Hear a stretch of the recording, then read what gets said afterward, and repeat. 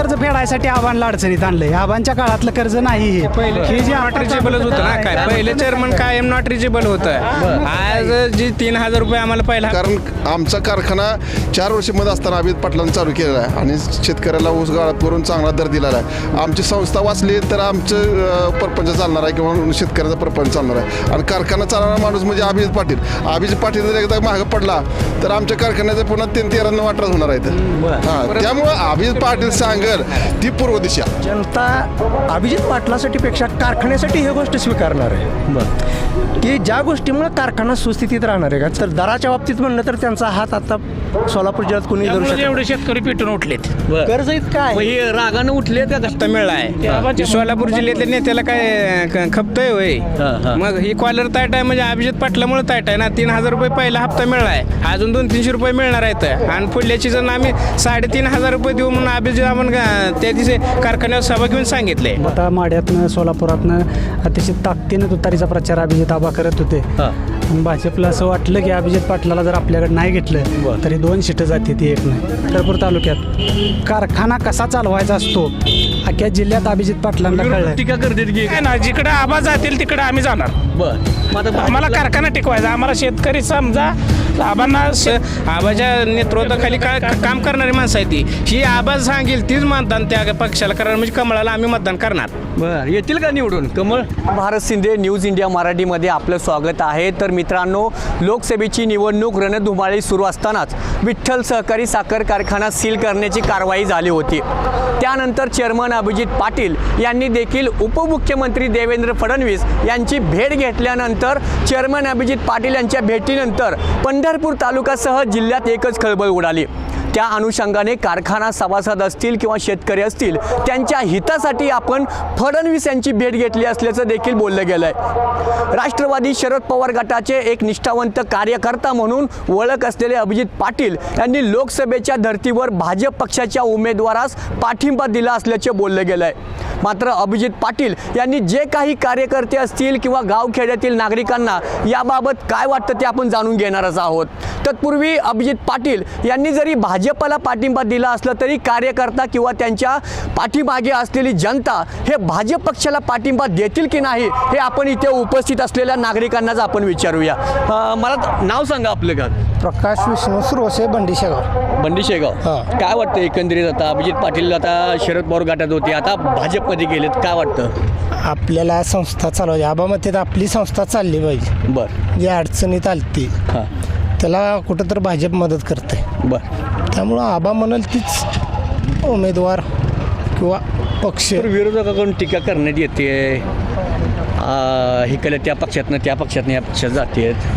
कारखाना अडचणीत होता. बरं. कारखाना मग कारखाना जरी अडचणीत असला तरी भाजप पक्षाने कुठे अभिजित पाटील यांचा स्वार्थ आहे का? स्वार्थ म्हणजे आम्हाला कारखाने सभासदांसाठी अभिजित आबांना जिकडं कारखाना जी टिकून राहील तिकडं अभिजित आबा जिकडं जातील तिकडं कारखान्याचा सर्व सभासद त्यांच्या पाठीमागे जाईल. बरं. मग अभिजित पाटील गेल्यामुळे तुम्ही असं आम्ही ना तर आमचं काय ना, जिकडं आबा जातील तिकडं आम्ही जाणार. बरं. मग आता आम्हाला कारखाना टिकवायचा. आम्हाला शेतकरी समजा आबांना शेतकरी सगळा टिकवायचा आहे. त्यामुळं जिकडे आबा जातील तिकडेच आम्ही जाऊ. एवढे दिवस राष्ट्रवादी पक्षात होते म्हणणं बरोबर आहे, पण आता ते आणि जरा आमच्या जर कारखाना अडचणीत आल्यामुळं आम्हाला जाणं भाग पडलं. बरं. नेमकं कारखाना अडचणीत आल्यामुळे का दुसरा काही काय स्वार्थ आहे? नाही, अभिजित आबांचा स्वार्थ यात काही सुद्धा नाही. कारखाना अडचणीत आल्यामुळं आम्हाला हे विरोधक टीका करतात की करणार. जे मानानं ती टीका करणार, कुणी गेलं म्हणणार, कुणी आलं म्हणणार. त्याला काय, तर आमचं जे काय आमची संस्था टिकवायची आहे म्हणल्यावर आम्हाला टीका बी थोड्यासं करावं लागणारच आहे. त्या बरं. मग ती काय पैशाचं काय कर्ज आहे एवढं मोठं? कर्ज आहे. आता ते काय, आता जिकडं आबा जातील तिकडं ती म्हणजे कर्ज काय तर करतो म्हणलेत ना, त्यामुळं जाणं भागच आहे. काय वाटतंय? नाव काय? गोपाळ विठ्ठल गाजरे, शेळवे. बरं. काय वाटतं एकंदरीत पाहता आता अभिजित पाटील भाजपला प्रचार करायला लागलेत, एवढं ते आता गोंगडी बैठका सुद्धा आता भाजपसाठी गोंगडी बैठका सुद्धा आता घेण्यात येत आहे. आम्हाला सभासदांना विठ्ठल कारखाना हा संस्था ही महत्त्वाची आहे. त्यामुळे विठ्ठल कारखान्यावर 2021 साली पण कारवाई झाली होती. पण कारखान्यावर जास्त कर्ज असल्यामुळे राज्य शासनाची गरज होती आम्हाला. त्यामुळे कारखान्याला एक अडचण आल्यावर आबांनी उपमुख्यमंत्री देवेंद्र फडणवीस यांची भेट घेतली आणि भेट घेतल्यावर फडणवीस साहेब म्हणले की तुमच्या कारखान्याला मदत करतो. मग फडणवीस साहेब मदत करतो म्हणल्यावर आम्हाला पण फडणवीस साहेबाला मदत करणं गरजेचं आहे. त्यामुळे आम्ही भाजपला सहकार्य करणार. वाटतील का सहकार्य करतील? जनता आहे का अभिजित पाटील यांच्या पाठीमागं? निश्चितच राहणार. काय म्हणताय? जनता भरपूर आहे अभिजित आबाच्या मागं. जनतेला काय कमी नाही. अभिजित आबा जिकडे जातील तिकडे जनता जाणारच. महत्वाचं काय, कारखाना ज्या वेळेला बंद होता त्यावेळेला सहकार्य कुणीच केलेलं नाही कारखान्याला.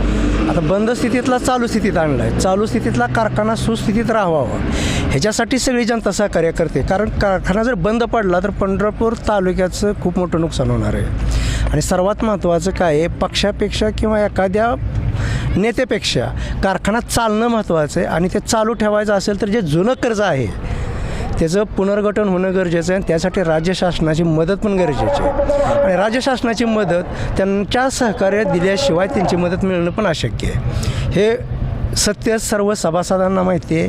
कारखान्याचे हितचिंतक आहेत त्यांना पण ही गोष्ट माहिती आहे. त्याच्यासाठी सहकार्य केलं आहे. त्यांचं वैयक्तिक स्वार्थ अभिजित पाटलाचा ह्याच्यात कोणताही नाही. त्यांनी जी स्वतः जो निर्णय घेतलेला आहे किंवा त्यांच्यावर काय बडगा आहे शिखर बँकेचा वगैरे, हे जर टाळायचं असेल तर हे केल्याशिवाय पर्याय नाही.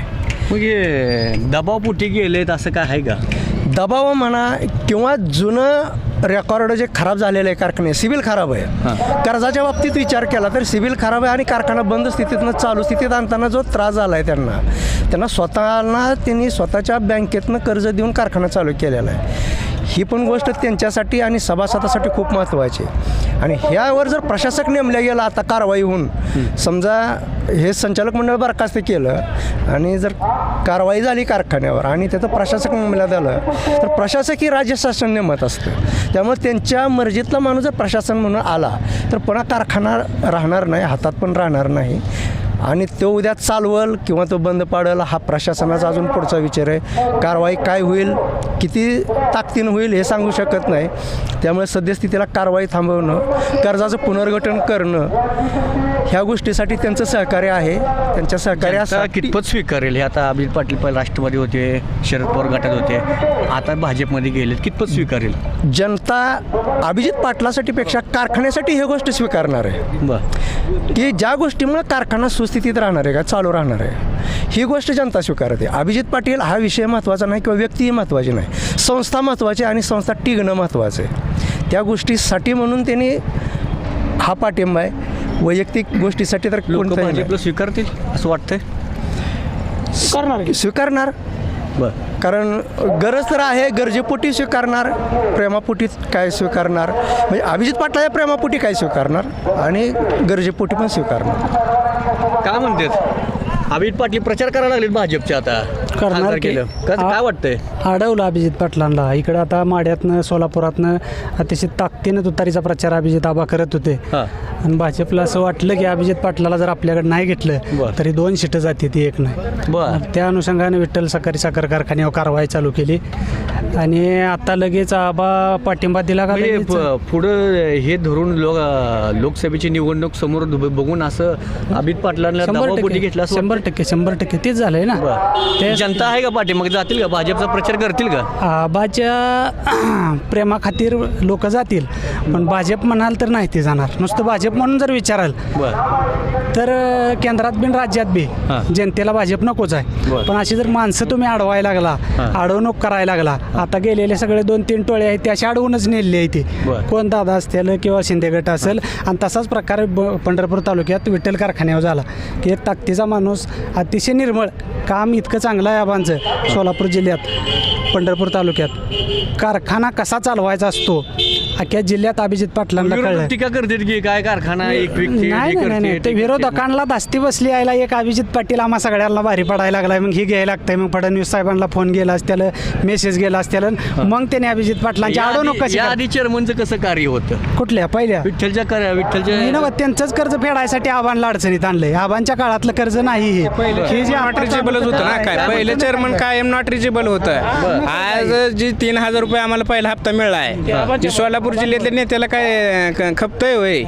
मग ही कॉलर ताट आहे म्हणजे अभिजित पाटलामुळे ताट आहे ना. 3,000 रुपये पहिला हप्ता मिळालाय, अजून 200-300 रुपये मिळणार आहेत. आणि पुढल्याची जण आम्ही 3,500 रुपये देऊ म्हणून अभिजित आपण त्या दिवशी कारखान्यावर सभा घेऊन सांगितले. हां, आणि महत्वाचं म्हणजे आबाज इथलं पंढरपूर तालुक्यात किंवा सोलापूर जिल्ह्यात म्हणला DVP संस्था आहे, त्या धाराशिव कारखाना, विठ्ठल कारखाना, ह्याच्यात चांगली 60-70 हजार माणसं आबाच्या नेतृत्वाखाली काम करणारी माणसं आहे. ती ही आबाज सांगेल तीच मतदान त्या पक्षाला करणार, म्हणजे कमळाला आम्ही मतदान करणार. बर, येतील का निवडून? कमळ खुलेल का इथनं आहेत ना माडा मतदारसंघातनं सोलापूर काय आता जिल्ह्यातनं? सगळ्यांनी मदत केल्यावर काय येईल अडचण नाही ना. बर, बघ आता अभिजित पाटील गेले, मग तुम्ही कुणा मागा आता? आम्ही आता अभिजित पाटील सांगाल त्यांचं आम्हाला काम सगळं करायला अभिजित पाटील म्हणायला लागले ती.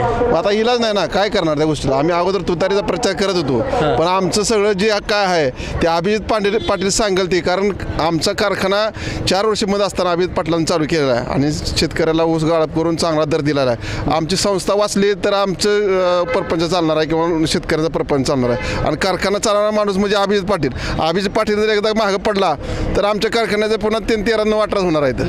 हां, त्यामुळं अभिजित पाटील सांगल ती पूर्व दिशा हे आम्ही ठरवले. काय म्हणताय? परत आम्हाला अभिजित आबा ही विठ्ठल कारखाना जर बंद पडला तर अजून आम्हाला 25 रुपये हप्ता घ्यायला लागेल. आमचा रिवर्स येईल ना. आता आबा जर असते तर आम्हाला 3,500 रुपये हप्ता मिळणार आहे. आबांचं कार्य चांगलं आहे, शेतकऱ्याला द्यायची भावना आहे. इतर कारखानदार सगळी दर द्यायला एकत्र होते ते, पण आबा कधीच त्यांच्यात मिसळत नाही. शेतकऱ्यांसाठी मी 2 पैसे द्यायची त्यांची तयारी आहे. बर, अभिजित पाटील आता भाजपमध्ये गाऊन चूक झाली असं वाटतंय का? नाही वाटत. आपल्या कारखान्याला मदत झाली ना. बर, पहिल्या संचालकाची चेअरमनची घाण काढण्यासाठी त्रास होतो. मग ते आता ह्या सरकारनं थोडी पहिले आता कोणची चेअरमन तीच टीका करायला लागलीत की आता कारखाना चांगला चालत नाही, करत नाही, बेकर त्यांना मुळात कारखाना चालवता आला नाही. बर, टीका करण्याशिवाय त्यांना येतच काय. कारखाना चालवता आला नाही, टीका करायला तेवढंच येतं त्यांना, दुसरं काय येत नाही. बर, विरोधकाच्या हाती कारखाना चालू झाला असता का? आता चांगला विरोधकाच्या हातात गेला असता तर कारखाना चालू झाला असता का? आम्हाला बांधा ऊस टाकायला लागली असते. लय हाल झाला नसताच, पण ऊस तोडून बांधाव टाकावं लागले असते. बर, हे आता अभिजित आबाने जर कारखान्याचं चालू केलं नसतं. 11 लाख काहीतरी गाळप केलंय. मग हे 11 लाख कुठल्या कारखान्यात जात होता? जर बंद असला असं तर कुठल्या कारखान्याला? ही यशवंतला जात होता ऊस, इकडे चंद्रबागेला जात होता, बबनदादाला जात होता, या कारखान्याला जात होता ऊस. एवढा दर मिळाला असता का? नाही अजिबात. दराच्या बाबतीत जिल्ह्यातली कोंडी ही अभिजित पाटलाशिवाय फुटत नाही. आणि जास्त दर अभिजित पाटलाच्या नेतृत्वातच जास्त दर मिळणार आहे.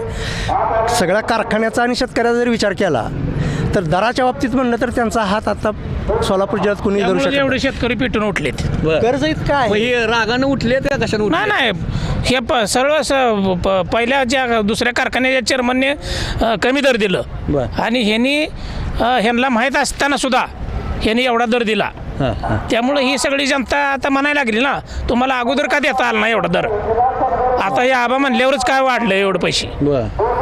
तुम्ही आता तरुण आहात, अभिजित पाटील आता अचानकपणे भाजपमध्ये जाऊन भाजपचा प्रचार करायला लागले. संस्था वाचवण्यासाठी गेलेत. हां, बायकासाठी गेले नाहीत. बरं, ह्याच्यात दुसरं काय नाही आहे? हे मग आता हे राजकारण देवेंद्र फडणवीसचं नडते. हां, संस्था शेतकऱ्यांचा फायदा होण्यासाठी तिकडे गेलेत ते. काय नागरिक आता आपल्या सोबत आहेत इकडं, ज्येष्ठ नागरिक. आपण नाव काय आपलं? हनुमान शामराव आंबळकर. बरं, गाव सांगा. बंडीच्या गाव इथलंच. ते काय रे काय माहिती पडलं नाही तुमच्या? काय अभिजित पाटील आता भाजपचा प्रचार करायला लागलेत की? लागली ती का? आता काय करायचं, कारखान्याचा राडा झाल्यावर काय करायचं, कारखाना वाचवायचं म्हणलं काय करायला लागतं. कारखाना वाचवायचा आहे का दुसरं काय आहे याच्यामध्ये? काय कारखाना वाचवायचा आहे, दुसरं काय नाही आहे नाही. याच्यामध्ये? बरं, मग हे ह्या पद्धतीनं जाणं किंवा ह्या पद्धतीने चूक आहे का बरोबर आहे?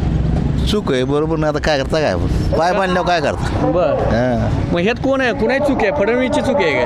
फडणीची चूक आहे का म्हणजे पाय आता मदत बांधतो करतो म्हणलेत की आता. मदत करतो म्हणून आम्ही तिकडे चालू आहे. मग आता काय करायचं. बरं, शरद पवार गटात एवढा दिवस तुतारी हातात घेतली. होय, सगळं खरं. आता काय करायचं, कारखाना वाचवण्यासाठी करायला लागतंय म्हणलं, काय करायचं. कारखाना वाचवण्यासाठी तिकडे कोंगडी बैठका चालू केलं, येईल का? काय होईल आज काय सांगायचं.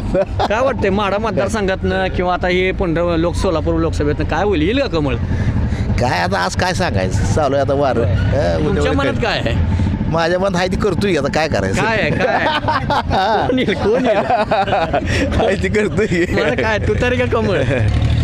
काय होईल ते करी आता ती काय जनतेचं मग आबांच्या पाठीमागं नाही का तुम्ही आबाच्या पाठीमागच मग आबाने आता प्रचार करायला लागले की आता कमळ करू की आपला प्रचार त्याला काय मग आता काय करायचं बरं. आबा सांगितलं ऐक ना आता बोललो की मग काय आम्ही आबा जी काय सांगेल ज्या गोष्टी सांगेल त्या गोष्टी आम्ही करणार काय इलाज नाही त्या गोष्टीला जी गोष्ट करता करणार आम्ही आबा जी सांगेल त्या गोष्टी आबा करणार सांगेल ती गोष्ट